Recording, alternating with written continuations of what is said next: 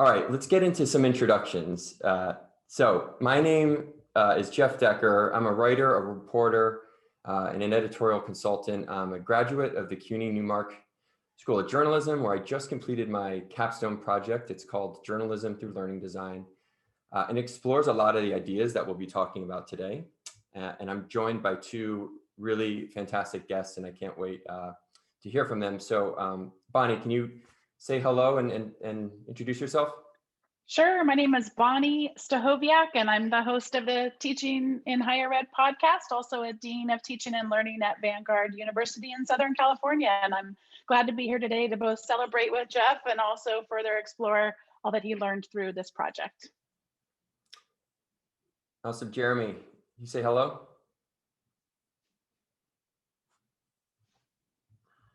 Hi, I'm Jeremy Caplan. I'm Director of Teaching and Learning at the J School at Newmark J School, and excited to be here. All right. So the first part of this conversation is going to be about teaching, because that was the best teaching practices has been kind of the inspiration of the project, Journalism Through Learning Design. And so as a kickoff warm-up activity, I was hoping that I'm going to go on mute and for 60 seconds, reflect on the question that you see on the slide and start typing in your responses. So just to model a response, to me, one might say the purpose of teaching is to help people develop new skills or deepen their knowledge on a topic. So I'm going to go on mute and let's all sort of take some time to reflect and share their thoughts in the chat.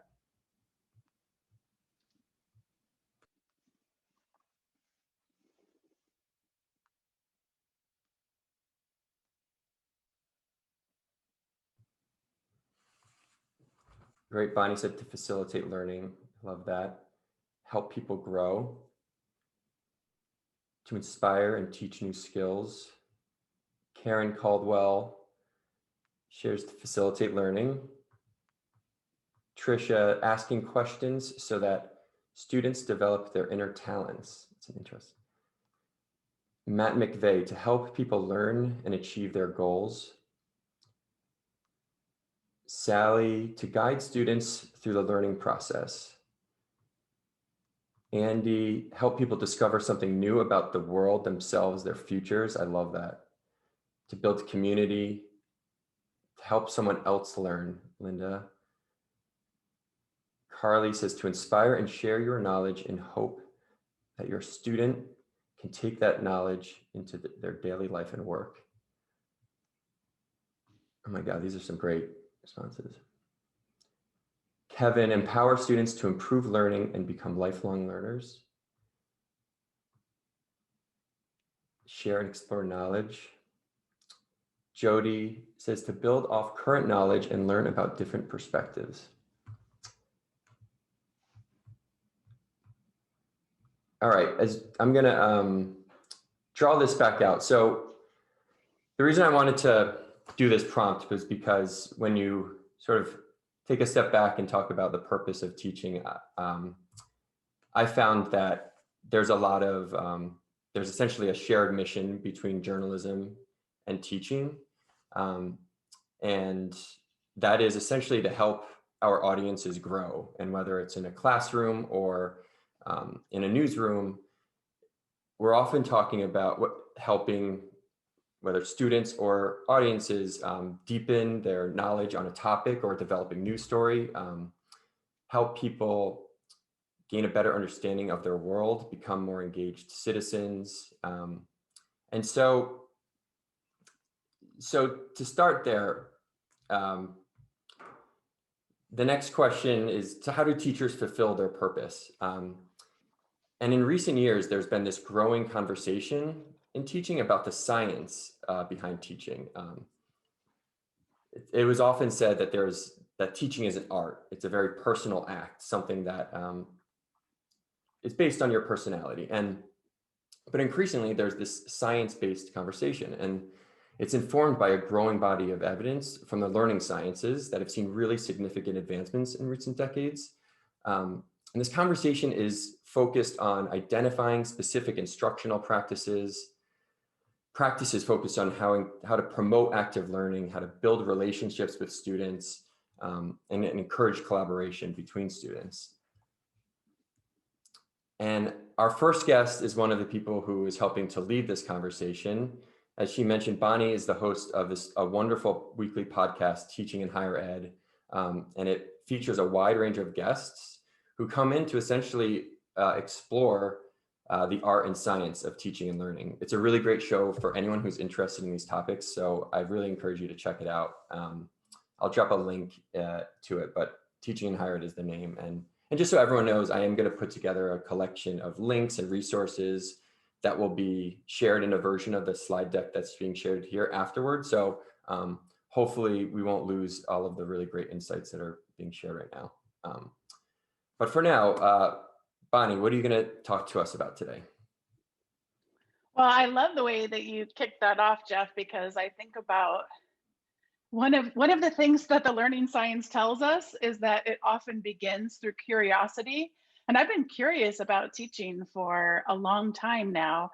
And my husband has a podcast that is 3 years older than mine, so has been at the podcasting game for longer than I have, but he kept really encouraging me just because of my passion around teaching and that curiosity that I mentioned. And since June of 2014, I have been able to speak to people from all around the world, including one of those things where you send the email, I'm thinking, I'm really nervous to send this email, but what's the worst thing that could happen? They'll never write back or they'll say no. And it turned out a lot of people did want to engage in a conversation in what isn't really that new of a platform, but still feels new to some people at some points in time. So I've been really pleased to be able to have those conversations. And these are just a glimpse of some of the people I've been able to talk to, and really just such tremendous educators. And as Jeff mentioned, teaching really is an art and a science. And anytime that you go too far in any of those directions, you're probably not going to be able to pursue that aim that so many of you wrote about in the chat box. And so I'd like to just begin our conversation with a method of education that probably many, or I would even say most of us, are familiar with, have experienced at some point in our lives. And it's been heavily criticized. One person who's heavily criticized this is, his name is Paulo Freire, and he's written a lot about building up, if you want to facilitate learning, and so many of you wrote about the learners in your definitions of what it means to be a good teacher. Well, what is called the banking model of education is really what this idea that as teachers, we're just supposed to pour knowledge into our students' heads and then ask them to share back with us at some point in time. And a lot of times those points in times end up being high stakes tests or papers or something like that. And in education, when you think about your own learning or facilitating learning for other people and how critical failure can be in the learning process, the banking model of education, as it often plays out, doesn't really afford a lot of failure. It has a lot of high stakes, and it has a lot of a real lack of the learner seeing themselves in their own learning, what they think, their unique context. It puts a lot of value on that professor, whoever the teacher is, as the sole source of knowledge or whatever they might assign out of it.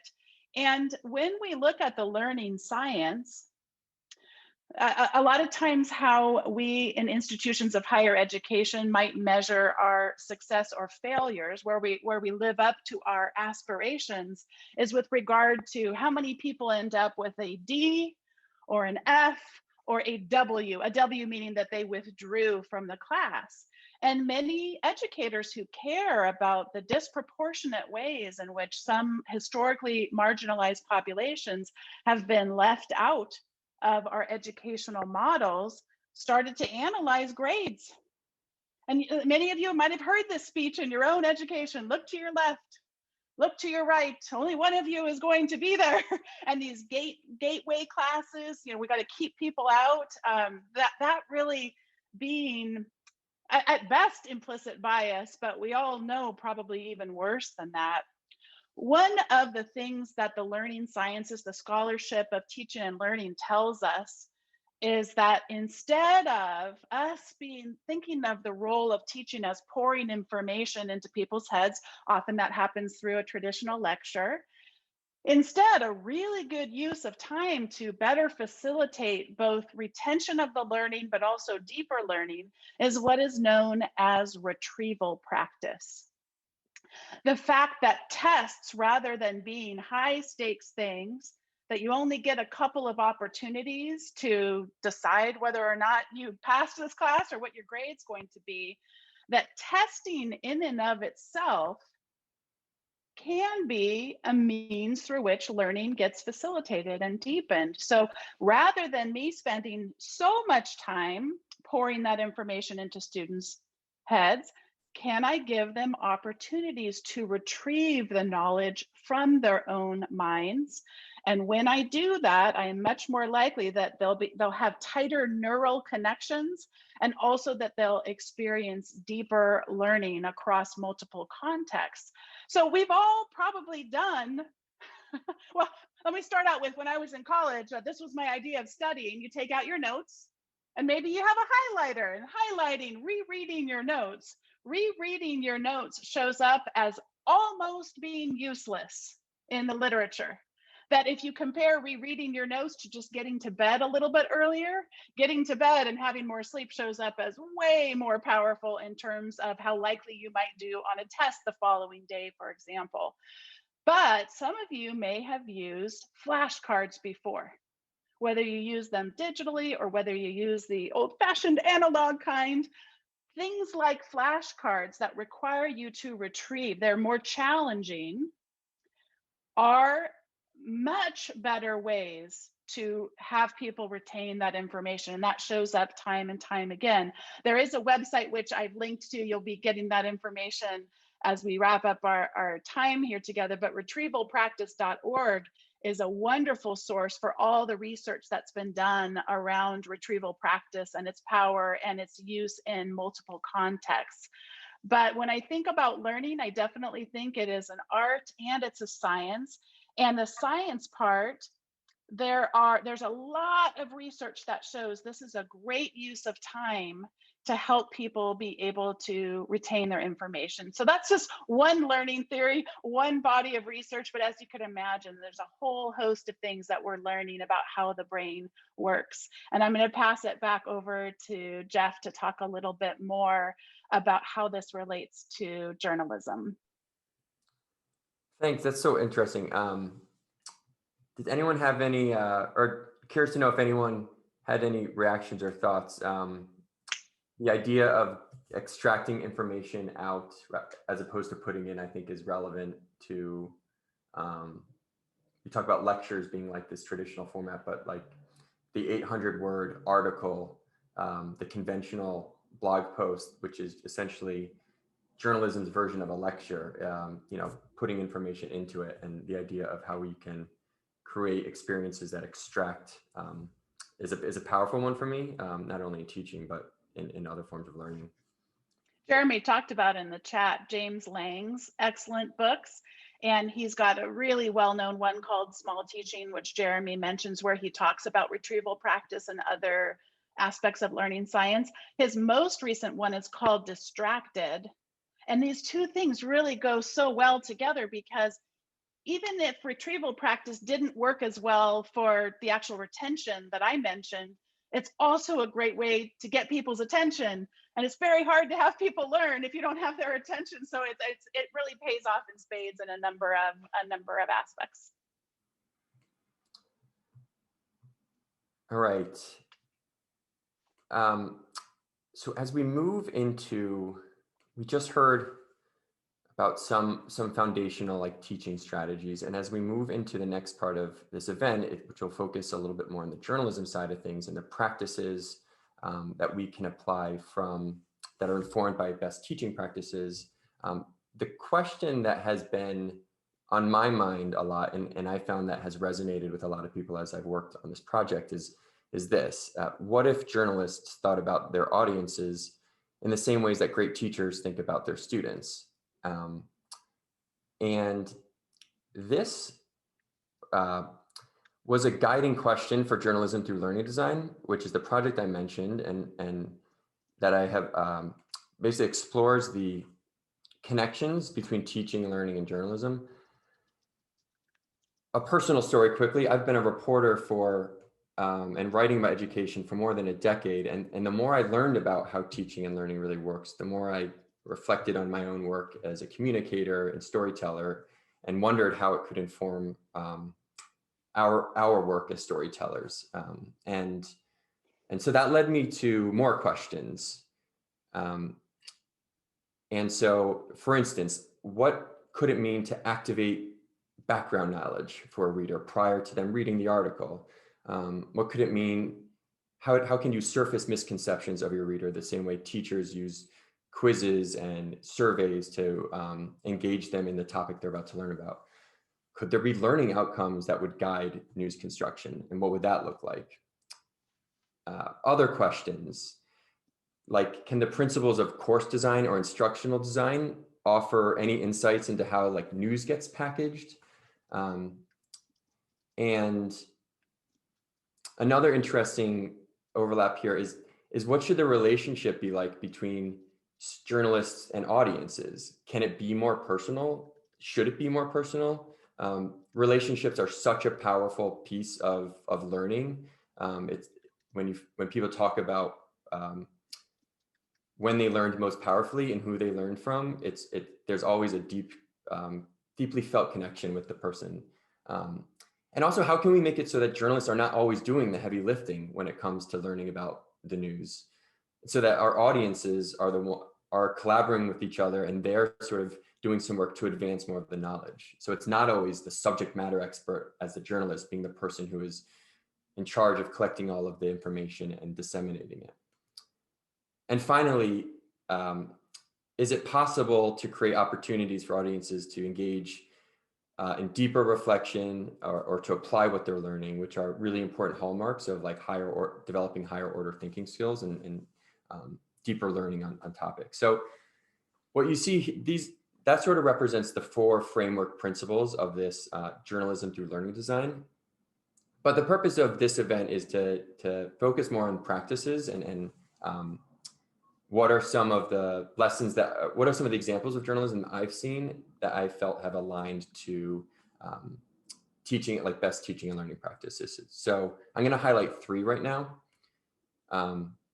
First is interactive tools. And actually, Jeremy is going to go a little bit more deeply in a few of these things. So, but just quizzes, polls, surveys, and questionnaires. These are the types of things that reporters use teachers use to engage their students. Pre-class surveys to get a sense for who their students are, mid-semester feedback, background quizzes ahead of like a big unit to get a sense to identify learning gaps and help, again, surface misconceptions. And so one example that I really love recently is The City, which is a wonderful nonprofit newsroom covering New York City public issues, politics. They just launched. There's a lot of New York City people in this call. There's a big mayoral race coming up, and there's a ton of candidates and a lot of issues floating in. So they created this kind of matching game almost, where you as the audience member go through and it pushes you to take a stand on some of these hot button issues that are important to the race. And as you click and put your, declare where you stand on these issues, it tells you which candidates agree with you. And so they have sections on education, and they use Google Forms to do this. But I just thought it was when I went through it, it was a learning experience for me, because I spent so much time reading about these issues. And I think I thought what my opinion was. And then when I actually was forced to take a stand and consider what the actual issues are, I found that sometimes they're a little different than I thought. So I thought that was just a powerful way to get audiences to sort of think about where they truly feel about something as important as an election. Another example, I'm working with this local nonprofit newsroom called San Dimas Community Post. It's in Southern California, and they're there's a big metro line coming in that is going to create a lot of change in the community. And so they have a pretty big following on Instagram. So we decided to use Instagram polling in their story section to just have kind of like a playful interaction with their audience to sort of get a sense for how they feel. So we launched over the course of a week. They have a lot of different survey and interactive tools, but it was just a good way to preview for the audience that we're going to be covering this topic in depth. And so what has followed is a couple of more traditional kind of journalism stories, but it's created this buzz among the audience as they've sort of been pushed, asked what they think about this. Another kind of principle is the idea of multimodal content. And these are things like visual storytelling. So again, like moving away from like a heavy reliance on lecture-based,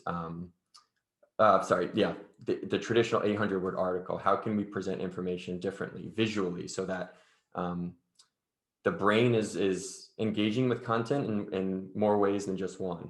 There's a popular myth that we have learning styles, that we learn best in one single way. We have preferred learning styles, but there's never been any research or evidence that has shown that people learn best through any one way of learning. In fact, people learn best when they're exposed to content in many, many different modalities. So I've been really interested in tools like what the Night Lab has done. This is a screenshot of WBUR, it's the local public radio affiliate in Boston. When Whitey Bulger was brought on trial, rather than just cover the trial on a day-to-day basis, they created a whole experience where they created interactive timeline, sort of that give you a sense for like his impact on Boston over the course of 40 or 50 years. They created interactive map to kind of give you a sense for like where some of the, some of the crimes that were committed that he was on trial for. So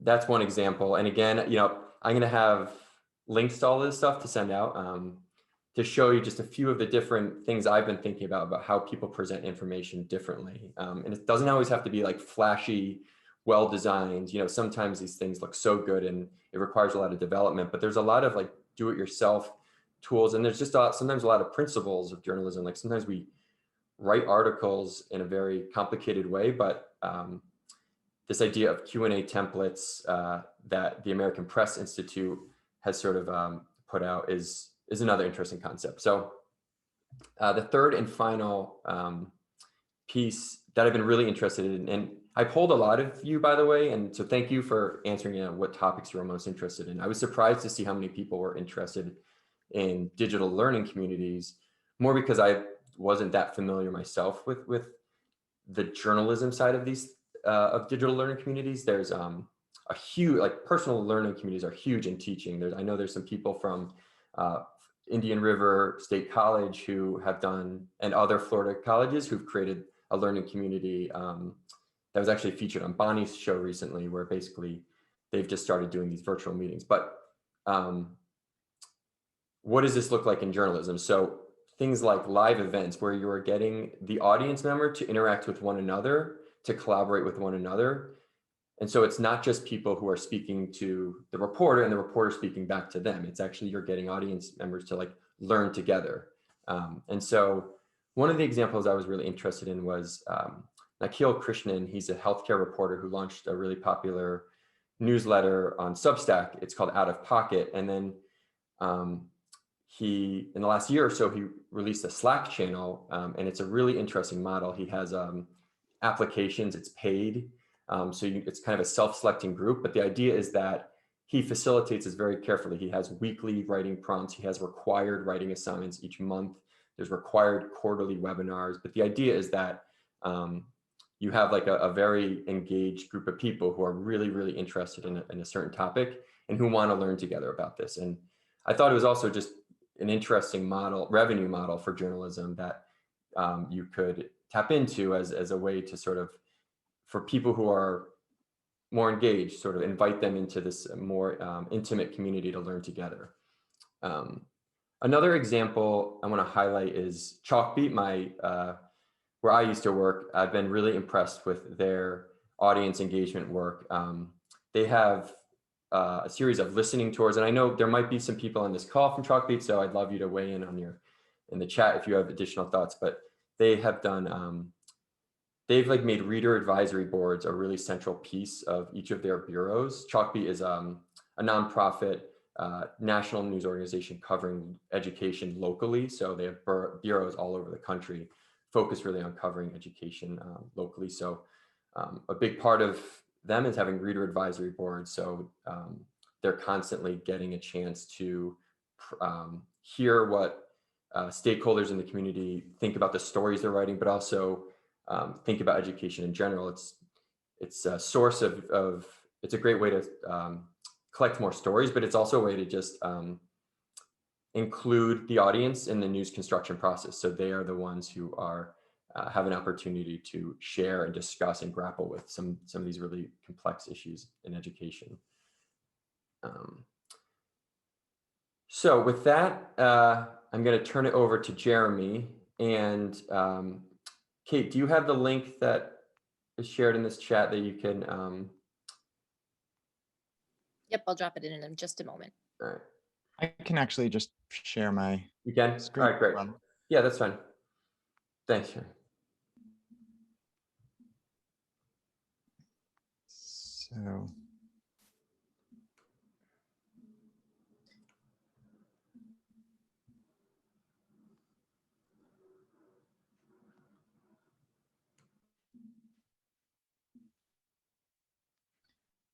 So hi, everyone. I'm Jeremy Caplan, and I'm going to share just a few links with you that are basically intended to help you kind of put this into practice, right? So if you are working with a team or advising other journalists who are creating things that can be more interactive and can draw on the principles that we've been talking about to really engage people, as teachers try to engage students, we want to engage our readers as well. And if you want to try to implement this, here are some tools that I find useful for this. I've divided it into a few categories. So I think of this as showing things. We're showing our readers things. We're asking questions. We're gathering ideas, information, images, sounds from readers and from viewers and listeners. And then we're co-creating in some cases when we're building a two-way kind of a news organization or a multi-party news organization. That's not just about us broadcasting, throwing things over the wall. So I'm just going to take a few minutes and walk you through a few examples of simple, easy, free, or very low cost ways of doing this for even a 1 or 2 person newsroom, as well as for larger news organizations. This is an open bit.ly link that Kate just pasted into the chat. So you can see this on your own screen if you'd like to, and it's even actually open to be edited. So if you're a Notion person, if you've used Notion before, you can actually log in and add stuff at the bottom if you have comments or additional examples. If you don't want to, don't worry about it. You could just look at it. And so I'll just walk you through a couple examples. So in the show category, this is about showing visually what we're doing in a more compelling way than we sometimes do. So sometimes we're showing stuff through text, or we're showing stuff through very traditional kinds of images. When we think about showing creatively, it can mean, for example, using software that's designed to be very simple, but also very visual. So examples of this that you may not be familiar with, I'm sure everyone's familiar with PowerPoint and Keynote and even Google Slides, but there's several new ones that have emerged this year. I'm actually writing my next post for my Wonder Tools newsletter about this. Is about just these great tools that allow you to create visuals so easily, and you can use them for slide presentations, like the nice one Jeff has shown, but you can also use it for sharing visuals in any kind of a news story, in any kind of context to illuminate whatever kind of story you're doing.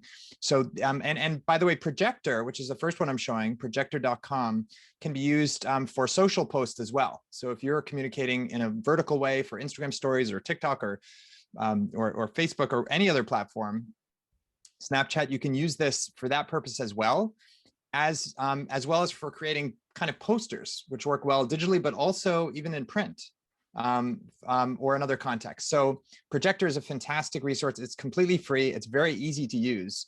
And I've given you an example of something on this page that I created with Projector. In this case, it was for an academic purpose, but it could have been for a journalistic purpose. And one bonus feature that Projector has, not only can you create slides or social posts, you can actually create a video out of anything that you create. So I created a few slides and then basically made it into a video, a 30-second video, which any news organization can do, any individual journalist can do. And you can use that for social sharing, for embedding on your website, for any purpose that you have in your news organization, to engage people, to get people excited about a story that you're telling or working on. And there's several other tools. I won't go through all of them. I will mention pitch.com, another new one, pitch.com, very easy. Both of these can be used completely for free. As can beautiful.ai. This is the third new one that I'll mention to you. It's a fantastic tool because it adapts to what you're presenting. So it's in some ways much easier than traditional slide software. One other one that might be new to people here, wonderpresentation.com.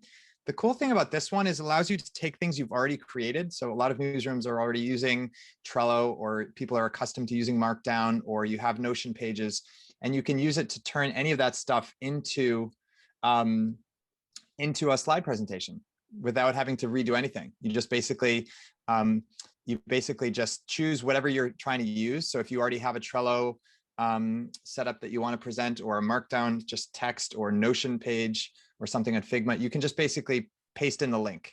So I find a really cool and useful tool. So that's the show area. Moving on to the ask area. So we started with a couple different polls. Jeff just asked that out loud, which is great. I demoed very quickly this little opening Slido poll. These are things news organizations can do as well. So we can have, at the beginning of a week, a new issue of a publication or a newsletter or a podcast comes out. You can put a poll question up online and have people respond live. So tools you can do that with include slido.com, which is the one I used today, but Poll Everywhere is another good one.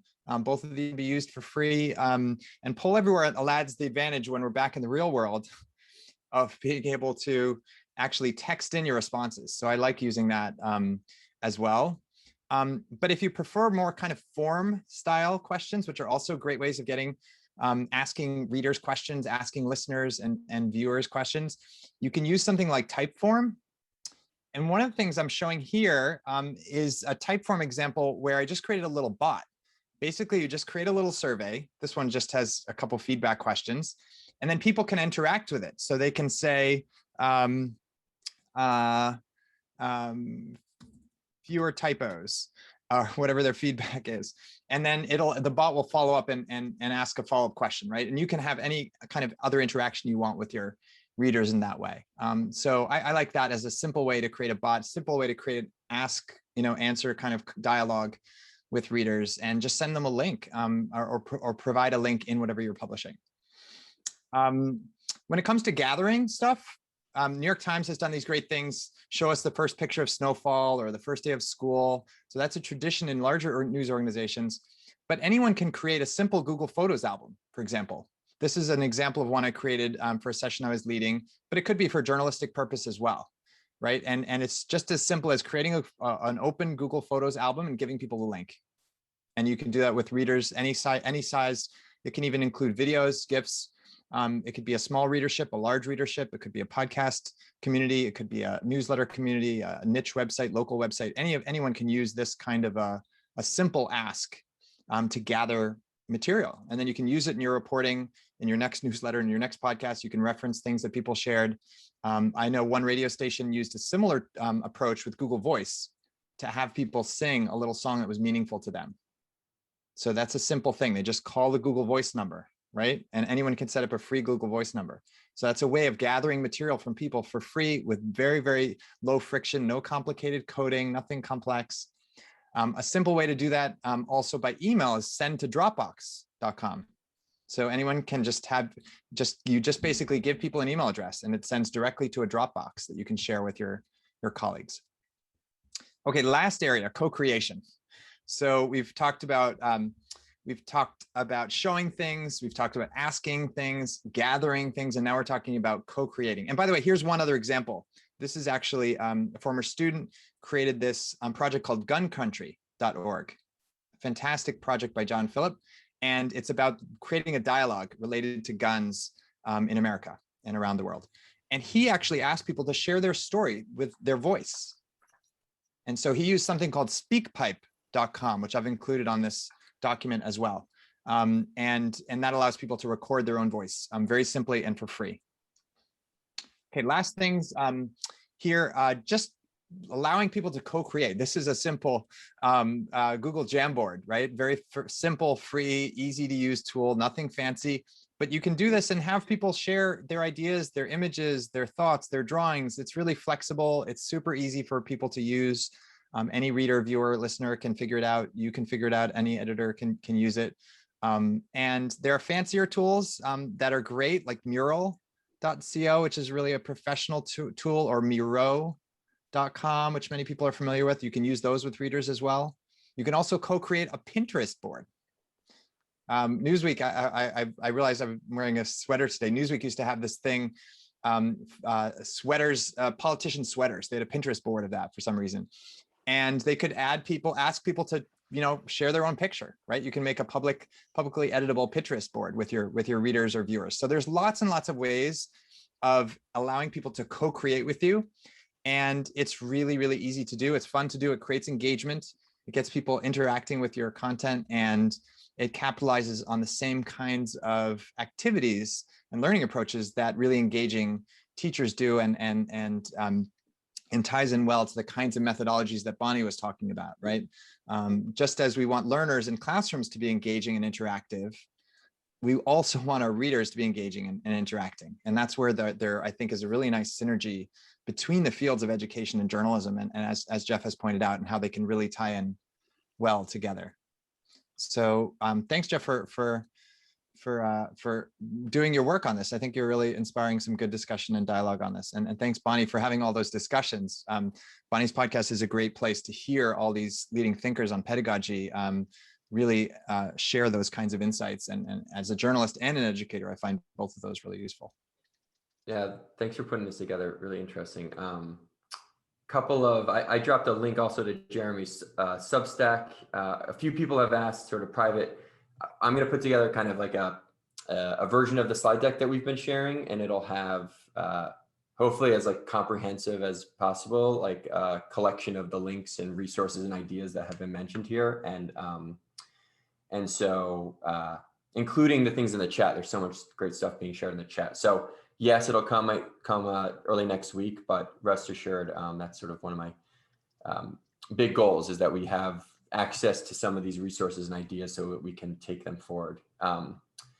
So here's what I'm going to try and do. We're going to go into the Q&A section. I'm going to take 60 seconds because I'm going to launch the sort of intro poll that was supposed to launch at the top of the event. And I just, given that sort of Jeremy was talking a little bit about using polls and use as a way to engage audiences, I thought I would, I'm going to launch this. So we'll take 60 seconds just to provide some, oh, it's not launching. Okay.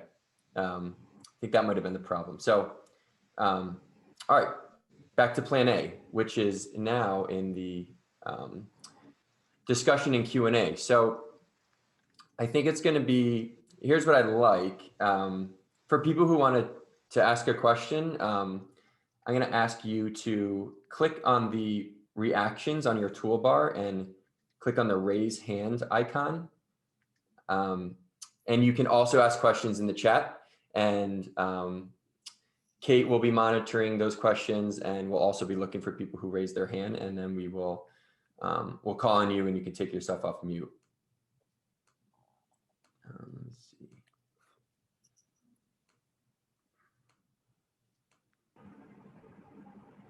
All right.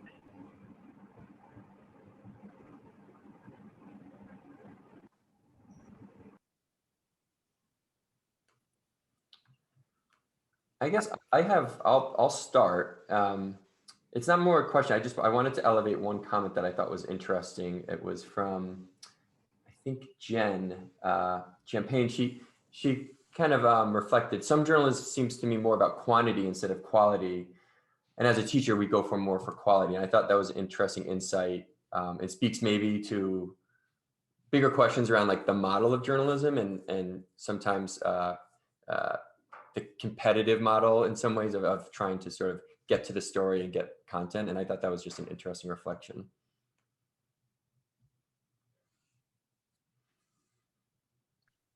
Hey, Jeff, there's a question in the chat from Sally around the distinctions between education and journalism. Great question. Any, Jeremy or Bonni, do you have any thoughts on that? I'm sorry, I missed that. Can you say it again? It was basically like the differences between education and journalism. I have, because I've thought so much about it. Yeah, so one is, you think about a traditional classroom structure, in some ways students are self-selecting by what, if you're in college, you're like enrolling in the course, or you're in a classroom. So it's a bit more of like a controlled environment that might give teachers more of an opportunity to create relationships with their audiences. And that might be a potential tension point around like creating that sort of like learning connection that we're talking about in journalism. It's almost like, if you're familiar with the MOOCs, these like massive online education classes that were a big thing for a while. Basically, you could sign up for a course and then you were essentially part of like thousands of students taking a course, and there was like mixed results in terms of engagement. So that's one thing I've thought about, is like recreating kind of the classroom environment in the current traditional journalism kind of model. Yeah, I think that so much of it for me depends on what it is, what type of journalism is being done, but also you could say what type of class is being conducted. And I suspect that many of you already know of this tool from Ad Fontes, the media bias chart, but it's something that I've introduced to my students, just in the terms of it's been an interesting journey. And in case you're not familiar with it, it looks at something that might lean more left, something that might lean more right. But to me, the more interesting conversations are helping students be able to distinguish between reporting that is fact-oriented, analysis, and all the way down to what I like to technically call a garbage dumpster fire type of journalism. And so I found, and by the way, I don't teach journalism in case anyone didn't pick up on that, but I teach business classes and I ask them to bring current news stories in. And it's become increasingly important for me to help them consider what types of sources they're looking at. But so many of them thought initially that only facts are good. Like somehow that's the answer I wanted. And that's the thing. So I'm trying to explain, no, actually, sometimes analysis is really good and opinions can be really helpful too, to forming our own perspectives on things. You just want to know who's giving the opinion, that kind of thing. So I think that the answer to the question is more nuanced, perhaps, in terms of what is the journalist hoping to accomplish? What is the teacher hoping to accomplish? What are those learning outcomes? And I think there's a lot of overlap there once you get down to deciding what your aim is. Yeah, I think just adding on to that, I think ultimately they're both, journalism and education are both in service of helping people understand this crazy, complex world we're living in. And I actually personally feel like they have more in common than they have differences. Obviously, as Bonni said, every class is different, right? They're very different. There's tutorials and two people exploring something together in a very open-ended way. And there are many different kinds of journalistic publications in the same way that vary as widely as do classes. But I think in general, they really are both about exploring the world together with other people and taking a journey of learning and understanding with other people. And the historical approaches have been very different, right? Which is why, the overlap may not be obvious to everyone, or we may not think about it often. But the reality is, at this point in time, I think the function of a lot of great education, at least at the highest end, and great journalism is very similar. Our world has so many different kinds of challenges that are severe, and so many people are suffering in so many different ways. And in both education, we're trying to understand what are the roots of that, what can be done about that, how do we understand our world in a way more effectively than we already do. And journalism, ideally is aiming at a lot of the same things. I think too that both journalism and education, we're asking in important ways the question, who's being left out? Whose context isn't being considered? which marginalized populations are being left out of the story. And that comes up so much in education and journalism as well. I want to elevate one or two questions I've seen about homework. Virginia, is that something you would want to take yourself off mute and articulate? I want to make sure I communicate it well.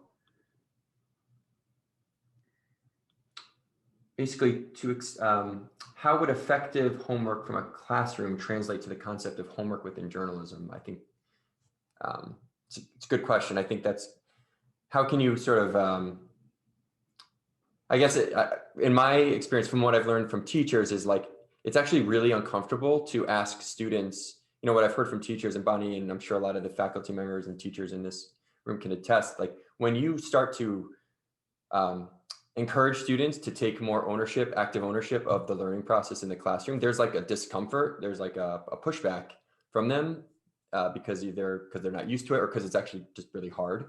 And I can imagine that a similar tension would be present in journalism, suddenly asking your audience to do more of the work, almost, so to speak. And I've been thinking about that a lot. I don't have any great examples that come to mind yet, but I'm going to think about that and see if anyone else wants to weigh in. I would just briefly say about that. I just put in the chat, solutions journalism to me is largely an idea that says, okay, we don't just want people to read and stop there, right? And people often don't just want to read and stop there, or listen and stop there, or watch and stop there. They want to involve themselves, right? Because they see that people are being killed, or they see that our planet is in dire conditions, or so many other issues. People are being incarcerated at unbelievable rates, or so on and so forth. And they don't just want to read and put that down and go back to their merry old ways. And they want to do something. And so that homework component that Virginia is asking about, I think, is about solutions journalism, where we say to readers, okay, if you are interested, if you are curious, if you are, motivated to do something about any of these issues, here are a couple of things you could do, right? We're not going to tell you what to do. And in some cases, many cases, we're not going to advocate that you should do this or that, but these are different possible things that people are doing. And here's some approaches. If you do want to take action, these are some ways to do that. So becoming more useful to readers in that way. Virginia, I see you took yourself out a mute, so I want to give you a chance to weigh in or react or elaborate.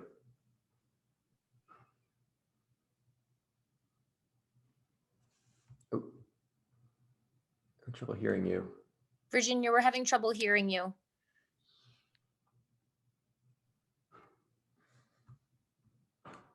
Mm-mm. Oh. Yeah, I guess not right now. So Jeff, I was thinking about a reflection off of her question too, that so much of what I'm reading and seeing is around when you want to change someone's mind. I can't remember the man's name who used to be a member of the KKK and now I've seen him interviewed across a number of podcasts, and I believe he was in Adam Grant's latest book about changing people's minds. But just the key element that relationship plays.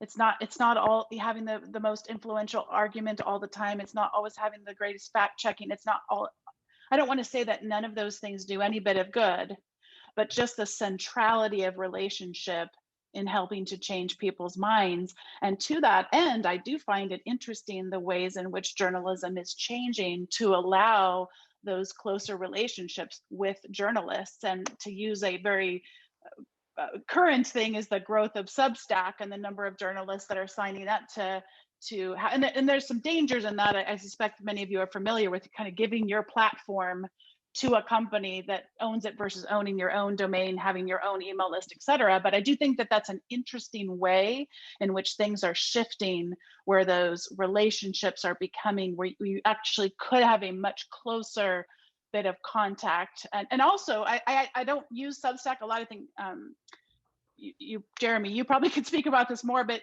my understanding is the way that you could also comment if you're a member of this Substack, that you can add your voice into it as well, that both the person who set up the Substack as well as the other members of that community. And of course, there's lots of ways to do that. I just mentioned one, but I do find that really intriguing to be thinking about how that shift is happening. Great. I just want to call out the time. I'm going to keep the room open for people who want to still talk, and maybe if it gets smaller, we can all just start to talk a little bit. But it is 2:00, and I had all of these polls planned that I was going to launch to model best teaching practices, but that didn't work out. But it was a great learning experience for me. I will be sure to send something out via email because I'd love your feedback, and I'd love to continue this conversation. So if there's interest in us doing more of these, we can do that. But yeah, for those of you who want to hop off, great. Also, as we start to wrap up, I'm curious to know if Jeremy or Bonni, you've had any, or if anyone wants to sort of raise their hand and share maybe just kind of bigger picture reflections or questions that they've had from this hour. I just want to commend you, Jeff, for thinking about this connection so thoughtfully in terms of the connection between education and journalism. I really think there's a lot to it. You know, Bonni talked so well about the banking model of education. And in journalism, we've talked a lot about not just throwing things over the wall, but engaging, as Bonni put it, in a relationship with readers and listeners. And I think that those are really important concepts that we can, you know, learn from each other, both fields. I think the fields don't often engage with one another in that way. And I think I appreciate the way that you've kind of advanced the conversation on this subject. Thanks. Yeah. I agree wholeheartedly. Ever since you told me about this as a topic, I've been completely intrigued and thinking about it so regularly. And I just really appreciate you facilitating this conversation today, and to all the people who joined as well. Yeah. No, thank you, everyone. And Jeremy, it's for those, Jeremy was the advisor for me on this project. And so his sort of dual expertise in teaching and in journalism was just like kind of the perfect advisor for this. So it was really helpful. I have a reflection, I guess, that just like Twitter isn't real life, but like knowing that I know it's just a challenging time to be both a journalist and a teacher right now. I think, especially in higher ed, and just I've just thought about like the enormous demands on journalists and the burnout of having to cover the stories that have unfolded in the last year are just something that just cannot be taken lightly. And I don't know how to I just wanted to call that out, and just because I know that when I was a beat reporter, just the demands are just enormous. You could just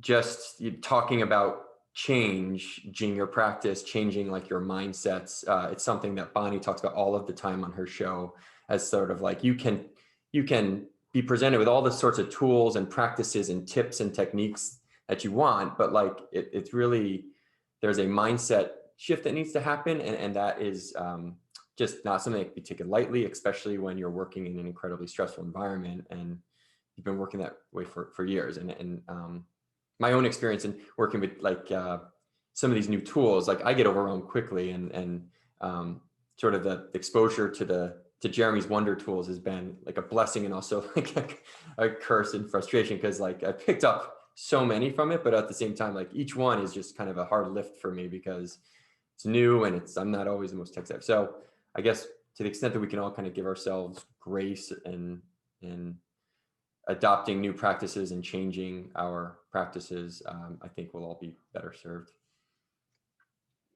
Something that you said, Jeff, reminded me a little bit of something I haven't talked or written much about, but just the ways in which us as teachers, our learners have changed a little bit. And some of that I think can be good, but some of it candidly terrifies me. So now I'm not only teaching or facilitating learning for the direct learner, but I'm going to put this in the chat, by the way. So when I mentioned the media bias chart, that's something that I introduced to my students. I also introduced Mike Caulfield's SIFT model, and it's a wonderful way SIFT is an acronym, a wonderful way to fight misinformation. And for someone with very little domain knowledge, it's just a wonderful set of tools. But I just closed out my class, and a student was like, "Yeah, I got so much out of that, and my parents did too." And I thought, "Oh gosh, I hadn't really contemplated as an educator that now you don't know if the parents or family members who may think very differently, and you're trying to sort of, it's the marketplace of ideas and extend that learning, but doing it in an environment in which you've already built the trust, and you've been transparent about what your aims are, and fostered this opportunity where hopefully they feel like they can push back and disagree. And then all of a sudden you're like, wait, I didn't know anyone else was in the room with you. Now I'm having a conversation that is a lot more public, which for me, I mean, I have a podcast, so anytime I make a mistake, which is frequently, sadly, but I know that that's going to live on, and a lot of people will hear that in very public ways, but a lot of professors aren't used to that. They're not used to living that public of a life, and some of them might choose to never have themselves in a very open way on the web. And now it's sort of, and I know we've all seen stories where things are taken very much out of context, and yeah, so it's that definitely is a different dynamic because of the extent to which we're teaching on web conferencing platforms. That's interesting. Yeah, that's interesting. Does anyone else want to share something? The chat's been just on fire all for the last hour. It's great. But if anyone wants to sort of say hello, take themselves off mute, that would be fine. But we can start to wrap up as well. But if anyone else has some, and it's no requirement. All right, then I will wrap this up. But thanks again, everyone. And oh, did someone come off mute? No. Karen. Hi, sorry to, you were just about escaping and I dove in here. So I've been following Bonni for a really long time, and she has really generously shared her model of knowledge management that she uses in some of her doctoral courses. And that process really reminds me of what I imagine the journalist process is like, which is about seeking and taking in all the information. And then in the middle, you have the making sense, or the sense making element. And then again, the metaphor expands again, and it's about sharing. And I think that's kind of baked into a journalist process. And I'm trying to bake it into my teaching and learning a lot more. So I wondered, Bonni, if you wanted to comment on that, if you thought it might be relevant to today's discussion. Oh, thank you so much for the question and the comment. And the person I'd want to point everyone to is Harold Jarkey. He's the most well-known expert that I know in personal knowledge mastery. And you articulated his model so well, being able to seek, sense, and share. And I was actually thinking about it earlier in our conversation as it relates to how much more control that we have as people who, I consume is the only word that's coming to mind, but that sounds so transactional, but take in information, we can really fine tune that. And it's so interesting to me, there's these RSS feeds, real simple syndication. I can pick, I want that one, that one, that one. I want this one, but I'm not a big sports fan, so I like this. I'm thinking of a guy who does the Gist podcast. I forgot his name. Someone will know who I'm talking about.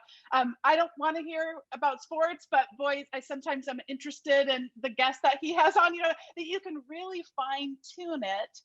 But sometimes for simplicity's sake, I think about Apple News, for example. I do read Apple News as a place that I go for news, but I don't have that kind of fine-tuning control that I have if I know how to set up an RSS feed and then get myself on a reader. So it is interesting to see, will the next thing be that same level of simplicity? I'm thinking of Flip, whatever that magazine one is that has the word flip in it too. That those are simple, but then you don't have, or at least maybe don't instantly recognize the control that you have versus something on the other line of RSS readers. I use a service called InnoReader. There's lots of them that are out there. But yeah, I think this really does fall well into being able to think about the power that you have to be able to really control what you're taking in, not be so overwhelmed with the information. And then that sense making process, being able to be in community with other people who, I mentioned making mistakes on my podcast. I recently had someone contact me and say, gosh, you said this about learning a second language, and you really had some things I don't think you intended, because I've been listening for a long time and I know your values around these things, and now I'm going to have her on the podcast. So it's, just people, when they listen to you over time and they know your heart and they know, and then you mess up. I mean, I consider that, it's not unfixable, but the conversation can be so powerful. And when we're doing it in ways that are really tailored to the things that we care deeply about, it can be so powerful. Thank you for bringing that up. Yeah, I think it's definitely relates here. Yeah, I think what is really helpful about his approach and what you've just described is he also uses a different metaphor of fishing, so that you, the person, maybe the journalist or the teacher, you fish. Then when you have the fish, you cook and you add your own flavor and you add different elements that are part of you and your background, but you're also combining different foods. And then when you serve, it's not a one-way serving, right? It's over dinner, it's a conversation. And then next time you might change your recipe, just like you described, based on feedback, someone saying it's too salty or whatever. The hardest thing that people have understanding the real power behind personal knowledge mastery is that, and I think fishing may not be the best analogy to overcome this misunderstanding, is sometimes I don't know what to ask. Because I have many times students will say, well, I would just Google. And I think, I don't even know to Google for things, because I don't even know that this thing exists. I know that one of the things that holds me back is my imagination isn't big enough. How do I make my imagination more expansive? It is through those connections, because I wouldn't even know to search for something that I don't know exists. So fishing is kind of, he's right. I know you said it was his analogy, but sometimes you're going to fish and what's going to pull out is not what you were fishing for. And to me, that's the real magic of it, for sure. Yeah, I wish go ahead. No, it was good. Go ahead. I was just going to say, I wish that some of the polling questions drew a little bit on our, like some of our habit, like how we feel we're getting news. Because I personally felt like I wanted people to share how they felt like their habits have changed over the year, or where they go to learn more about the news. I was curious to know how because like where I get the news is often like social media, like, oh, when breaking news happens, like, and then, but where do you go to learn more? And as we were talking about, just like managing just the massive fire hose of content and news and figuring out, I mean, I just don't even open email newsletters anymore, except yours, Jeremy, and yours, Bonni. No, I just, top of the list. I've just been in like, and it feels like it's gotten so much worse in COVID, like, and I was curious to know how people were, but it sounds like Karen, you were kind of starting to talk a little bit about that in you too, Bonni. Yeah, I was just going to say, I think this is the personal knowledge management topic is a huge topic, I think, for the years ahead. There's an overwhelming amount of information that's flowing at us, and people talk about filter failure, or finding ways of sifting through it. But I think there's just a paradigm shift, and we need new kinds of tools. We need new ways of thinking about what we're consuming, how we're choosing what we consume, whether it's the video stuff, the audio stuff, the newsletters, the websites. It's just, there's a breaking point that we've reached, I think, with this, where the old systems no longer really are sufficient when there's an infinite number of things coming out every day. So I think it's a topic that's going to be a really important one in the next few years. And I think, tools are part of it, but it's also just a reshuffling of how we decide what we consume and what we do with what we consume. The book that I mentioned, How to Take Smart Notes, that was really eye-opening for me, because it really raised a lot of questions about not just what we read, but how we kind of wrestle with the information, that we're encountering. What do we do with it? What kind of notes do we take? How do we actually save that stuff, make use of it, etc. So it's a huge topic, and I think it's relevant for both journalists and for educators. Monica, And I'm going to hop off in just a minute. Yeah, I I'll- probably have like 5-10 more minutes, but I see a raised hand and I want to. Cool, Jeremy, thanks so much for coming though. And anyone else, yeah, feel free to jump off, but I'm enjoying the conversation for now. Thanks, Jeff, and thanks, Bonni, and thanks everyone. Thanks, Karen, for those comments, and thanks everyone for being here. Yeah. Kate for helping with all the tech. Yes, thank you. What's up, Katie? I have to hop off for another call too, but what Jeremy was saying is something I would be super interested in continuing that conversation. In particular, I work for a news organization that is trying to redefine international news organizations, and moving away from the helicopter journalist model to hiring and employing local journalists in places like Zimbabwe, DRC, Nepal, where we would only normally see news during a time of disaster, a time of war, famine, all of those things. And so the idea of contextualizing news from a local viewpoint for this global team, but this idea of so many people now, it's just like with the RSS feeds that you were mentioning, you get to choose where your news is coming from. So for someone, my family is from very rural Kansas, they're choosing to get their news through Fox News, and that's it. So they're not getting a wider net of context, of opinions, all of these different things to help sort of broaden their experience. And so what I'm really interested in is how we can integrate tools on our websites to and social feeds, and how we can encourage people to broaden their horizons when it comes to who they are choosing to get their news from, and how we can best present our news to a wider lens and wider scope of people so that we can attract them to sort of a different style of news. So if this does turn out to be more of a continuation of these conversations, I would love to sign up for that. That's fascinating. I feel like there's 4 years of content that has been shared that we can all, and reading material. Yeah, let's keep this going. But thank you so much. Yeah, thanks, Katie, for sharing that.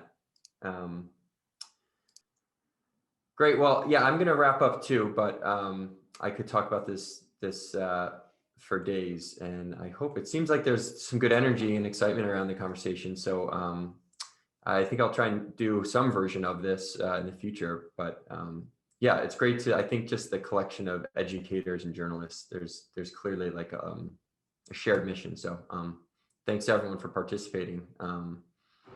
And all right, we'll wrap up and have amazing weekends, and look out for some shared materials. And thanks again. Congratulations, Jeff. Bye. Yeah, great Bye. job, and thank you. Thanks, Karen. Bye.